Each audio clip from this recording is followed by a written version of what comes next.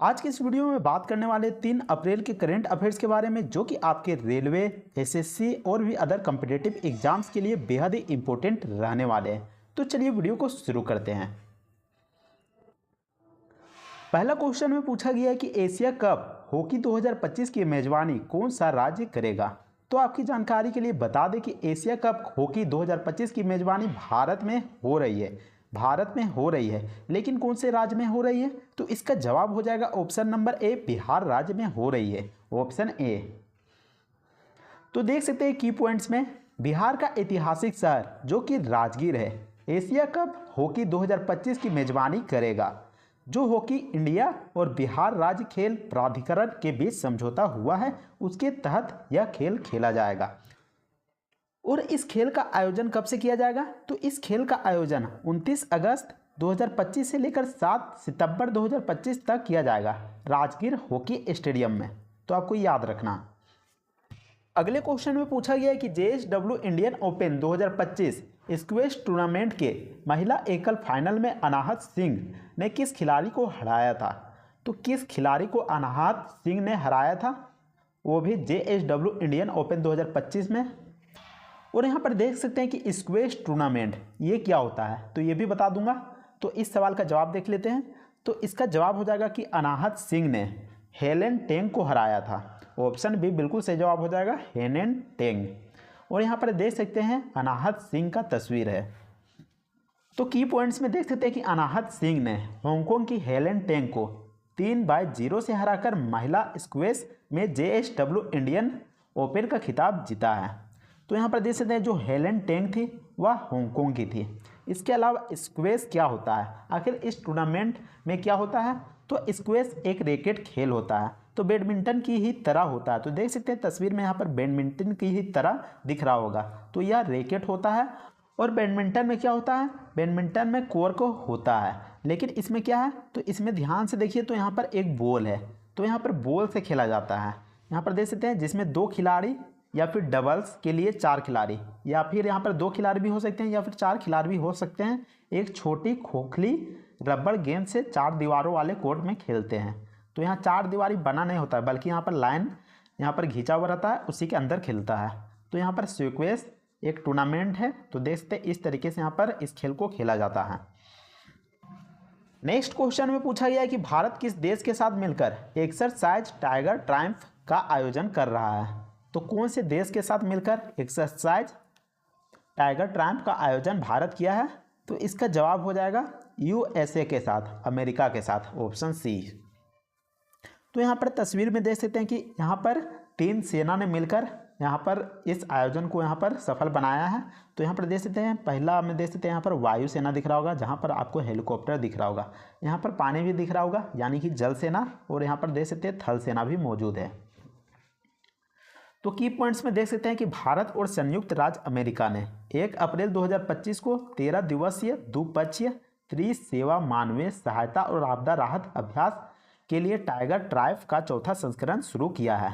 तो यहाँ पर त्रिसेवा का मतलब होता है 3 सेवा, यानी कि 3 यहाँ पर सेना, उसको थल सेना, वायु सेना और जल सेना। यहाँ पर त्रिसेवा का मतलब वही है जो अब यहाँ पर भारत और संयुक्त राज्य अमेरिका के जो तीनों सेनाएँ हैं अब मानवीय सेवा प्रदान करेगा और आपदा राहत में भी यहाँ पर अपनी सेवाओं को देगा। और इस आयोजन का उद्देश्य क्या है? तो इस आयोजन का उद्देश्य है प्रभावित संकट प्रतिक्रिया, यानी कि कोई आपदा आ जाता है तो उसका निवारण करने के लिए यह सशस्त्र बल अपना यहाँ पर भूमिका निभाएंगे। नेक्स्ट क्वेश्चन में पूछा गया है कि हाल ही में साल 2025 एबल पुरस्कार से किस जापानी गणितज्ञ को सम्मानित किया गया है? तो यहाँ पर एबल पुरस्कार क्या होता है, तो ये भी बता देता हूँ। उससे पहले इस सवाल का जवाब दे लेता हूँ। तो किस जापानी गणितज्ञ को सम्मानित किया गया है एबल पुरस्कार 2025 से? तो इसका जवाब हो जाएगा option number B, Masaki Kashiwara को, ऑप्शन बी। तो यहाँ पर देख सकते हैं मसाकी काशीवारा जी का तस्वीर दिया गया है, तो आप इन्हें देख सकते हैं। की पॉइंट्स में देख सकते हैं कि हाल ही में जापानी गणितज्ञ मसाकी काशीवारा को 2025 एबल पुरस्कार से सम्मानित किया गया है, जो इस प्रतिष्ठित सम्मान को पाने वाले पहले जापानी थे, यानी कि पहले जापानी व्यक्ति बने हैं जिसको गणितज्ञ पुरस्कार से सम्मानित किया गया है, यानी कि एबल पुरस्कार से सम्मानित किया गया है। अब यहाँ पर देख लेते हैं कि एबल पुरस्कार क्या होता है। तो एबल पुरस्कार गणित में उत्कृष्ट उपलब्धियों के लिए प्रतिवर्ष दिया जाने वाला अंतर्राष्ट्रीय पुरस्कार है। तो यह एक तरह का अंतर्राष्ट्रीय पुरस्कार है जो कि यहाँ पर गणितज्ञ को दिया जाता है। और इस पुरस्कार का प्राथमिक उद्देश्य यह है कि उन असाधारण गणितज्ञों को सम्मानित करना है जिनके काम से इस क्षेत्र यानी कि गणित के क्षेत्र में उन्नति हुआ है। तो ऐसे लोगों को यहाँ पर एबल पुरस्कार दिया जाता है। नेक्स्ट क्वेश्चन में पूछा गया कि पंजाब सरकार ने झज्जर बचौली वन्य जीव अभयारण्य परियोजना के लिए कितने करोड़ रुपए का आवंटन किया है। तो कितने करोड़ रुपए का आवंटन पेश किया है। तो इसका जवाब हो जाएगा 324 करोड़ रुपए का। ऑप्शन बी 324 करोड़ रुपए का। और यहाँ पर देख सकते हैं साइड में तो यहाँ पर तेंदुओं का फोटो दिया गया है। तो यहाँ पर तेंदुओं का फोटो दिया गया है। इसका मतलब कि जो झज्जर बचौली वन्य जीव अभयारण्य है वह विशेष रूप से तेंदुओं के संरक्षण के लिए बनाया गया है। तो यहाँ पर देख सकते हैं कि पंजाब के श्री आनंदपुर साहिब स्थित जो कि झज्जर बचौली वन्य जीव अभयारण्य है, राज्य की पहली तेंदुआ सफारी शुरू होने जा रही है। तो जैसा कि मैंने पहले बताया कि यह जो वन्य जीव अभयारण्य है इसका बजट यहाँ पर विशेषकर तेंदुआ के संरक्षण के लिए बनाया गया है। इस पहल का लक्ष्य अभयारण्य को इको पर्यटन स्थल के रूप में विकसित करना है, जिससे पर्यटकों को तेंदुओं और अन्य वन्य जीवों को उनके प्राकृतिक आवास में देखने का अवसर मिले। यानी कि यहाँ पर तेंदुआ तो रखा ही जाएगा, साथ ही साथ अन्य वन्यजीव को भी रखा जाएगा। पंजाब सरकार ने 2025-26 के बजट के तहत इस परियोजना के विकास के लिए 324 करोड़ का आवंटन पेश किया है। तो यहाँ पर देख सकते हैं 324 करोड़ का आवंटन पेश किया गया है। नेक्स्ट क्वेश्चन में पूछा गया है कि अंतर्राष्ट्रीय योग दिवस 2025 के लिए घोषित विषय क्या है। यानी कि यहाँ पर अंतर्राष्ट्रीय योग दिवस 2025 का थीम पूछा गया है। तो कौन सा थीम हो जाएगा। इससे पहले बता दूं कि अंतर्राष्ट्रीय योग दिवस कब मनाया जाता है, प्रतिवर्ष कब मनाया जाता है। तो इसका जवाब हो जाएगा 21 जून को प्रतिवर्ष अंतर्राष्ट्रीय योग दिवस मनाया जाता है। तो इसका थीम क्या हो जाएगा, 2025 का थीम क्या हो जाएगा। तो इसका थीम हो जाएगा ऑप्शन नंबर बी, एक पृथ्वी एक स्वास्थ्य के लिए योग। तो ऑप्शन बी बिल्कुल सही जवाब हो जाएगा। की पॉइंट्स में देख सकते हैं कि यह थीम यानी कि अंतर्राष्ट्रीय योग दिवस 2025 का थीम प्रधानमंत्री नरेंद्र मोदी जी के द्वारा रखा गया है।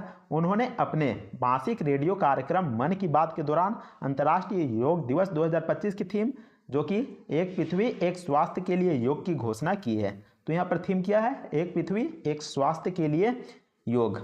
तो ये है, उन्होंने योग को वैश्विक स्वास्थ्य और कल्याण का महत्वपूर्ण हिस्सा बताते हुए लोगों से इसे अपने दैनिक जीवन में अपनाने की अपील की है। यानी कि योग करने से हम स्वस्थ रहेंगे, इसलिए नरेंद्र मोदी जी के द्वारा इस थीम को अपनाने के लिए कहा जा रहा है। अगले क्वेश्चन में पूछा गया है कि भूकंप के बाद म्यांमार में मानवीय सहायता प्रदान करने के लिए भारतीय सेना ने कौन सा अभियान शुरू किया है। तो भारतीय सेना के द्वारा एक अभियान शुरू किया गया है जिससे कि भूकंप जो कि म्यांमार में आया था उससे वहां के लोगों को सहायता मिल सके। तो यहाँ पर उस ऑपरेशन का नाम बताना है। तो यहाँ पर 3-4 ऑपरेशन दिया गया है, कौन सा ऑपरेशन है। तो इसका जवाब हो जाएगा option number B, operation Brahma. की पॉइंट्स में देख सकते हैं कि म्यांमार में आई विनाशकारी भूकंप के बाद भारतीय सेना ने मानवीय सहायता प्रदान करने के लिए ऑपरेशन ब्रह्मा की शुरुआत की है। इसके अलावा लेफ्टिनेंट कर्नल जगनीत गिल के नेतृत्व में एक विशेष चिकित्सा कार्य बल को शत्रुजित ब्रिगेड के तहत तैनात किया गया है। तो यहाँ पर देख सकते हैं कि लेफ्टिनेंट कर्नल जगनीत गिल के नेतृत्व में चिकित्सा का भी व्यवस्था किया गया है। इसके अलावा वहाँ पर सभी तरह का व्यवस्था कर दिया गया है, जैसे कि यहाँ पर जो भूकंप से आए वहाँ पर पीड़ित लोग हैं उनको यहाँ पर खाना मिल सके, उचित आहार मिल सके, इसके अलावा उचित कपड़े मिल सके। तो उसकी यहाँ पर देखरेख यहाँ पर भारत कर रही है, उनके सैनिक कर रहे हैं। यहाँ पर देख सकते हैं एक वर्ड शत्रुजित ब्रिगेड। तो शत्रुजित ब्रिगेड का मतलब क्या होता है। तो यह एक इंडियन आर्मी का एक पलटन है, यानी कि एक समूह है, पलटन है। इसके अलावा 118 सदस्यों वाली यह चिकित्सा प्रतिक्रिया टीम म्यांमार में आवश्यक चिकित्सा उपकरण और आपूर्ति ले जा रही है। तो इस तरीके से भारतीय सैनिक म्यांमार में हुए विनाशकारी भूकंप से लोगों को यहाँ पर सहायता प्रदान कर रहे हैं ऑपरेशन ब्रह्मा की मदद से। उम्मीद करते हैं कि आपको यह वीडियो पसंद आया होगा। अगर वीडियो पसंद आता है तो वीडियो को लाइक कीजिएगा और चैनल को भी सब्सक्राइब जरूर कर लीजिएगा। तो मिलते हैं नेक्स्ट वीडियो में, तब तक के लिए जय हिंद, वंदे मातरम।